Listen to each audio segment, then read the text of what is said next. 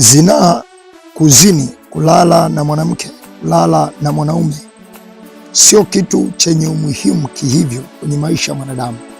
Sio kitu chenye ulazima kwamba mtu asipolala na mwanamke, asipolala na mwanaume hawezi akaishi. Lakini pia nataka ufahamu jambo hili kwamba hata usipozini, hata usipolala na mwanamke, usipolala na mwanaume, awe ni mume wako, awe ni mke wako, kwa miaka mingi haupati madhara aina yoyote.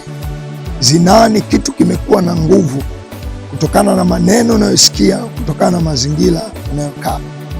Vijana wengi wameanguka kwenye zinaa, mabinti wengi wameanguka kwenye zinaa, wengi wameshindwa kusimama kuendelea na wokovu kwa sababu mazingira waliopatikana, taarifa walizosikia zimewajengea sura ya kwamba wao hawawezi kuishi bila zinaa. Lakini mimi tu kukuletea habari kwamba maisha bila kuwa hata na kishi ya zinaa yanawezekana.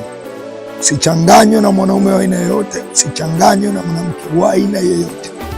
Hakuna ushawishi unaweza kukufanya zinaa ukione kuwa ni kitu cha muhimu.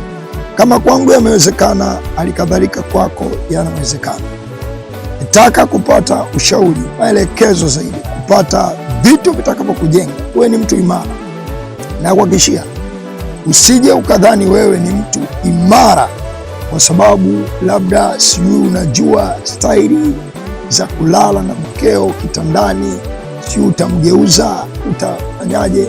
Usije ukadhani wewe ni mtu imara. Ni kiumbe dhaifu sana, kwa sababu kwa kadri unavyovijua hivyo unazidi kuwa kiumbe dhaifu, unazidi kuwa kiumbe mwepesi utakaye kuwa ukiumbishwa kama upepo. Lakini nakuaminisha yako maisha mwanadamu unaweza ukaishi na vitu hivyo visiwe vinakuumbisha tena duniani humu.